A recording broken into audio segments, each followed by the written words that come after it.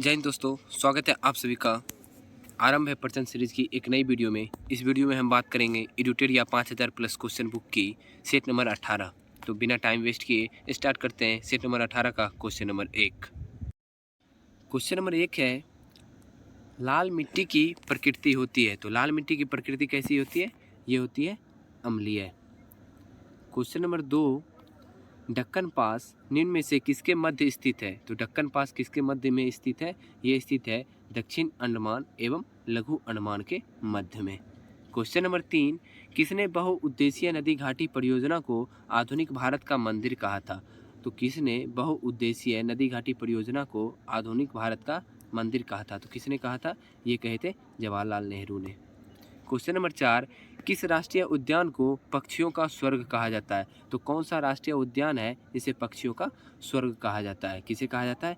केवला देवघाना national park जो है उसे पक्षियों का स्वर्ग कहा जाता है। क्वेश्चन नंबर 5, त्रिशूल पर्वत शिखर किस भारतीय राज्य में अवस्थित है? त्रिशूल पर्वत शिखर जो है वो किस राज्य में स्थित है? ये स्थित है उत्तराखंड में। क्वेश्चन नंबर 6, माही सुगंधा निम्न में से किस फसल की प्रजाति है? तो माही सुगंधा किस फसल की प्रजाति है? ये है धान की प्रजाति।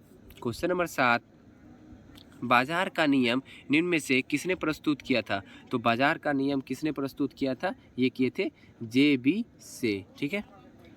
क्वेश्चन नंबर 8 है, किस पंचवर्षीय योजना में भारी उद्योग को प्राथमिकता दी गई है? तो कौन सी पंचवर्षीय योजना थी जिसमें भारी उद्योग को प्राथमिकता दी गई थी? तो ये पंचवर्षीय योजना थी दूसरी। क्वेश्चन नंबर 9 है, सर्वप्रथम किस देश में मूल्यवर्धित कर यानी वैट को लागू किया गया था? तो सर्वप्रथम किस देश में वैट को लागू किया गया था? ये लागू किया गया था फ्रांस में।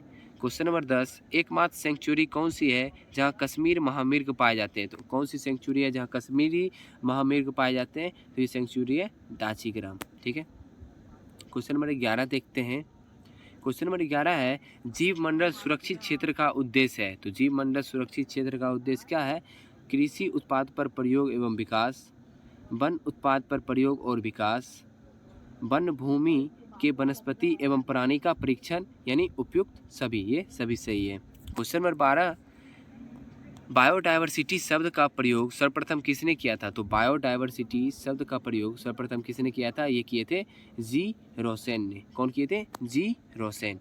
क्वेश्चन नंबर 13, निम्नलिखित में से कौन सा बल सदैव आकर्षित होता है? तो कौन सा बल सदैव आकर्षित होता है? तो गुरुत्वाकर्षण बल सदैव आकर्षित होता है। क्वेश्चन नंबर 14, निम्नलिखित में से कौन सा एक विद्युत चुम्बकीय तरंग नहीं है? तो कौन सा एक विद्युत चुम्बकीय तरंग नहीं है? ध्वनि तरंग जो है वो विद्युत चुम्बकीय तरंग नहीं है। बाद बाकी जो प्रकाश तरंग, माइक्रोवेव और रेडियो तरंग ये सभी विद्युत चुम्बकीय तरंग है। क्वेश्चन नंबर 15, शुष्क क्षेत्र का एनोड किसका बना होता है? तो शुष्क क्षेत्र का एनोड किसका बना होता है? तो ये बना होता है कार्बन का। और कैथोड किसका बना होता है? तो वो बना होता है जस्ता का। ठीक है। क्वेश्चन नंबर 16, हर्षचरित में यमचेटी का उल्लेख मिलता है। यमचेटी होते थे, क्या होते थे यमचेटी? तो ये होते थे रात्रि में पहरा देने वाली स्त्री। ठीक है। इसे यमचेटी कहा जाता था। हर्षचरित में दिया हुआ इसका उल्लेख। क्वेश्चन नंबर 17 है, चिदम्बरम का चोल मंदिर किस धार्मिक समूह से संबंधित है? तो चिदम्बरम का चोल मंदिर नैनार धार्मिक समूह से संबंधित है।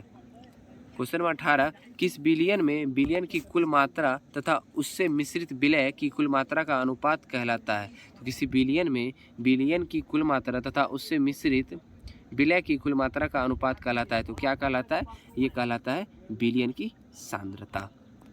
क्वेश्चन नंबर 19 है, निलंबन कणों का आकार कितना होता है? तो निलंबन कणों का आकार होता है 10⁻⁻5 से 10⁻⁻7 सेंटीमीटर के बीच। क्वेश्चन नंबर 20 है, अम्ल क्रियाशील धातुओं के साथ अभिक्रिया करके निम्नलिखित में से कौन सा गैस उत्पन्न करता है? तो अम्ल क्रियाशील धातुओं के साथ अभिक्रिया करके निम्नलिखित में से कौन सा गैस उत्पन्न करता है? तो वो उत्पन्न करता है हाइड्रोजन। क्वेश्चन नंबर 21, निम्नलिखित में से कौन सुमेलित नहीं है? तो कौन सुमेलित नहीं है वो बताना है। नाभिकीय मॉडल ये अर्नेस्ट रदरफोर्ड दिए थे, सही है। ग्रहीय मॉडल नील्स बोर दिए थे, सही है। क्वांटम मॉडल इरविन श्रोडिंगर यानी ये भी सही है। तो सभी सुमेलित है, इसमें गलत कोई भी नहीं है। क्वेश्चन नंबर 21 देखते हैं।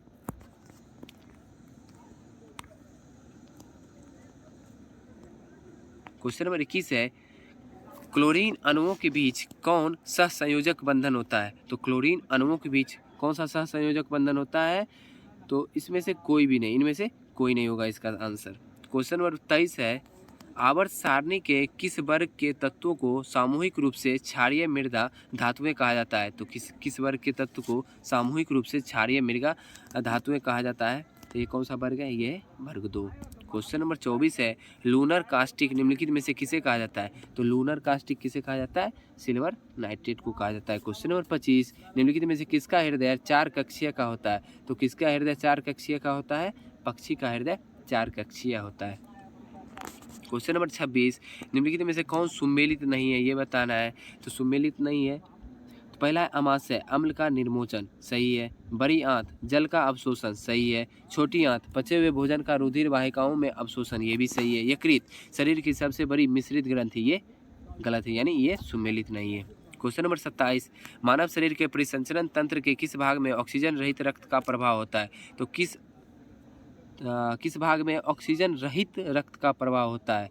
तो कौन सा भाग होगा? तो इसका आंसर हो जाएगा महाशिरा। महाशिरा में ऑक्सीजन रहित रक्त का प्रवाह होता है। क्वेश्चन नंबर 28, बाष्पोत्सर्जन के लिए पौधे की निम्नलिखित रचनाओं में कौन जिम्मेदार है? तो बाष्पोत्सर्जन के लिए पौधे की निम्नलिखित रचनाओं में से कौन सा जिम्मेदार है?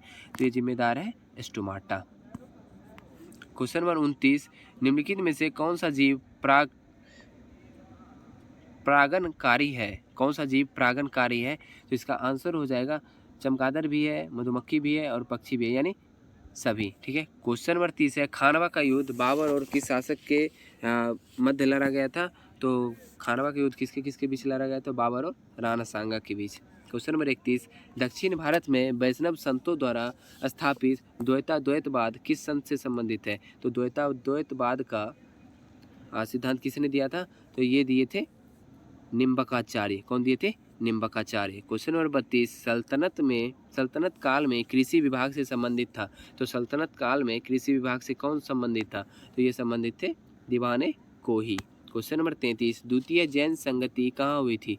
तो द्वितीय जैन संगति बल्लभी में हुई थी। तो मुझे आप कमेंट करके ये बताइएगा कि प्रथम जैन संगति कहाँ हुई थी। ठीक है। क्वेश्चन नंबर 33 है, क्वेश्चन नंबर 33 हो गया। क्वेश्चन नंबर 34, प्रसिद्ध अरबी लेखक अलबरूनी किसके साथ भारत आया था? तो अलबरूनी किसके साथ भारत आया था? तो ये आया था मोहम्मद गजनबी के साथ। क्वेश्चन नंबर 35, सामवेद का ब्राह्मण ग्रंथ निम्न में से है। तो सामवेद का ब्राह्मण ग्रंथ कौन सा है? ये है पंचविश। क्वेश्चन नंबर 36, गांव में आयोजित भारतीय राष्ट्रीय कांग्रेस की प्रथम अधिवेशन की अध्यक्षता किसने किया था? तो गांव में जो आयोजित हुई थी भारतीय राष्ट्रीय कांग्रेस की प्रथम अधिवेशन, उसकी अध्यक्षता किसने की थी? तो उसकी अध्यक्षता जवाहरलाल नेहरू ने किए थे। क्वेश्चन नंबर 37, भारत का पहला समाचार पत्र था। तो भारत का पहला समाचार पत्र कौन सा था? ये था बंगाल गजट।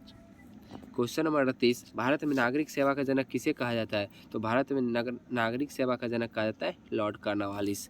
क्वेश्चन नंबर 39, सूची 1 सूची 2 को मिलान करना है। ठीक है। तो इसमें पहला है विश्व भारती। तो विश्व भारती का संबंध किससे? रविंद्रनाथ ठाकुर से। दूसरा है अभिनव भारत। तो अभिनव भारत का वीडी सावरकर से। तीसरा है वेद समाज। तो वेद समाज का है केशव चंद्र सेन से। और चौथा है देव समाज, इसका है पंडित शिव नारायण अग्निहोत्री से। तो इस हिसाब से इसका आंसर हो जाएगा ऑप्शन नंबर डी।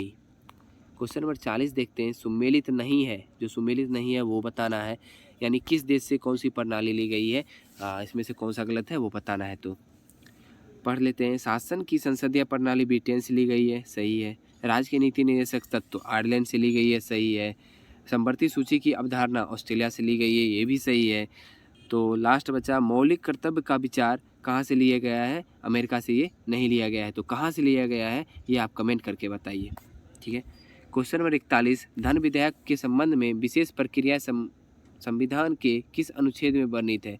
तो धन विधेयक के संबंध में विशेष प्रक्रिया है वो कौन सा अनुच्छेद में दिया गया है? तो दिया गया है अनुच्छेद 109 में। क्वेश्चन नंबर 42, संविधान के प्रथम अनुच्छेद के अनुसार भारत है। तो संविधान के प्रथम अनुच्छेद के अनुसार भारत क्या है? तो भारत एक राज्यों का संघ है। क्वेश्चन नंबर 43 देखते हैं, धर्म आदि के आधार पर विभेद या प्रतिषेध एक मूल अधिकार है, निम्न में से किसके अधीन वर्गीकृत किया गया है? तो किसके अधीन ये वर्गीकृत किया गया है? ये वर्गीकृत किया गया है समता का अधिकार। क्वेश्चन नंबर 44 है, निम्नलिखित में से कौन सा कथन असत्य है? तो ऑप्शन पढ़ने के बाद पता चलेगा कौन सा कथन असत्य है। राष्ट्रपति पद के लिए प्रत्याशी की आयु कम से कम 35 वर्ष होनी चाहिए, सही है।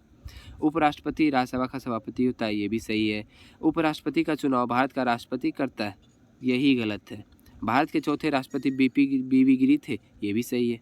तो इसका आंसर हो जाएगा ऑप्शन नंबर सी, जो असत्य है। क्वेश्चन नंबर 45, निम्नलिखित में से कौन सी समिति पंचायती राज संस्था से संबंधित नहीं है? तो कौन सी समिति पंचायती राज संस्था से संबंधित नहीं है? तो इसका आंसर हो जाएगा PVN राव समिति जो है वो पंचायती राज संस्था से संबंधित नहीं है। क्वेश्चन नंबर 46 है, निम्नलिखित में से किस संविधान संशोधन द्वारा दिल्ली को राष्ट्रीय राजधानी का दर्जा दिया गया था? तो कौन सा संविधान संशोधन द्वारा दिल्ली को राष्ट्रीय राजधानी का दर्जा दिया गया था? तो इसका आंसर हो जाएगा 69वां संविधान संशोधन। क्वेश्चन नंबर 47, बोहरा समिति का संबंध निम्न में से किससे है? तो बोहरा समिति का संबंध निम्न में से राजनेताओं तथा अपराधियों की साठगांठ से है, ठीक है। क्वेश्चन नंबर 48, एक ही राज्य में बहने वाली भारत की सबसे लंबी नदी? तो एक ही राज्य में बहने वाली भारत की सबसे लंबी नदी है लूनी। तो ये बताइएगा लूनी किस राज्य में बहती है, जो भारत की सबसे लंबी नदी होती है, ठीक है। क्वेश्चन नंबर 49 है, विश्व कप फुटबॉल में प्रथम विजेता देश कौन था? तो विश्व कप फुटबॉल में प्रथम विजेता देश उरुग्वे। क्वेश्चन नंबर 50, जो लास्ट क्वेश्चन है इस सेट का, निम्नलिखित में से कौन सा ग्रंथ यवनों का भारत पर आक्रमण के विषय में बताता है? तो कौन सा ग्रंथ है? गार्गी संहिता। अब ये सेट समाप्त हो चुका है। कुछ इंपॉर्टेंट पॉइंट दिए गए उसे भी हम लोग कवर कर देते हैं। तो पहला है कि मुगल वंश के संस्थापक कौन थे? बाबर थे। बाबर ने बादशाह की उपाधि धारण की थी, इसने गाजी की उपाधि धारण की थी। खानवा के युद्ध में इसने जिहाद का नारा दिया था। और खानवा का युद्ध किसके किसके बीच हुआ था ये भी आप बताइए कमेंट में, क्योंकि अभी कुछ देर पहले मैंने बताया है। इसने भारत पर कितने बार आक्रमण किया था बाबर ने? तो 5 बार आक्रमण किया था। पानीपत के प्रथम युद्ध में इसने पहली बार तोपखाने का प्रयोग किया।